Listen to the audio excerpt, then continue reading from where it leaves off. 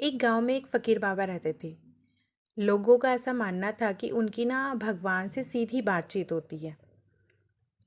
तो एक बार एक राजा को पता चला कि नहीं, इनकी डायरेक्ट बातचीत है भगवान के साथ। तो उन्होंने वो फकीर बाबा के पास गए और उन्होंने कहा कि अगली बार अगर आपकी भगवान से बात हो तो कह देना कि मेरे पास बहुत कुछ है, सब कुछ है, अब मुझे देना बंद कर दे।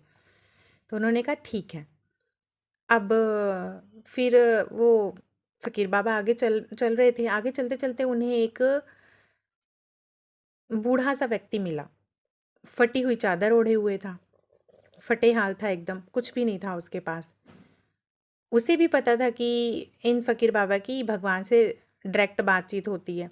तो उसने कहा कि आप भगवान से कह देना कि मेरे पास कुछ नहीं है, मेरे पास एक सेट कपड़ा भी नहीं है ढंग का, मेरे पास एक चद्दर है वो भी फटी हुई है, मुझे कुछ दे दें, कम से कम जीवन यापन करने के लिए ही कुछ थोड़ा बहुत दे दें। तो उन्होंने कहा ठीक है, मैं मेरी अगर अगली बार जब बात होगी तो मैं कह दूंगा। और ऐसे ही अगली बार जब उन फ़कीर बाबा की भगवान से बात होती है तो वो कहते हैं कि मुझे दो संदेश है आपके लिए। एक राजा साहब मिले थे, उन्होंने कहा था मेरे पास बहुत कुछ है, मुझे देना बंद करें। और एक व्यक्ति मिला था जो बहुत फटी हुई चादर ओढ़े हुए था, उसने कहा था कि मेरे पास कुछ भी नहीं है, भगवान मुझे कुछ दे दो। तो भगवान ने कहा कि जिसने कहा है कि मेरे पास बहुत कुछ है, उसे कहना कि मेरा धन्यवाद, मेरा शुक्रिया अदा करना बंद कर दे तो मैं देना बंद कर दूंगा। और जिसने कहा था कि मेरे पास कुछ नहीं है, मेरे को दे दो, तो उससे कहना कि वो धन्यवाद कहना सीखे, शुक्रिया अदा करना सीखे, तो उसके पास सब कुछ हो जाएगा।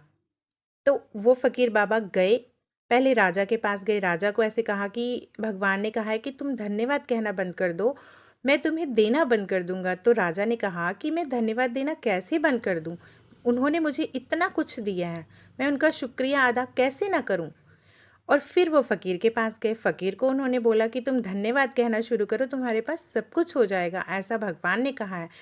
तो उस फ़कीर ने गुस्से में कहा कि मेरे पास है ही क्या जिसके लिए मैं धन्यवाद करूं, शुक्रिया करूं, मेरे पास तो कुछ भी नहीं है, ये फटी हुई चादर है। इतने में तेज़ हवा चलती है और वो चादर भी उसके शरीर से उड़कर दूर चली जाती है।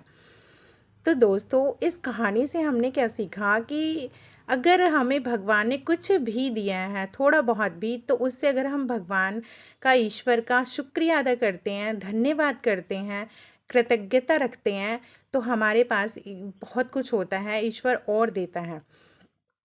और अगर हमारे पास होता है फिर भी हम कहते हैं कि नहीं है, तो जो हमारे पास होता है वो भी हमसे छिन जाता है। तो हमेशा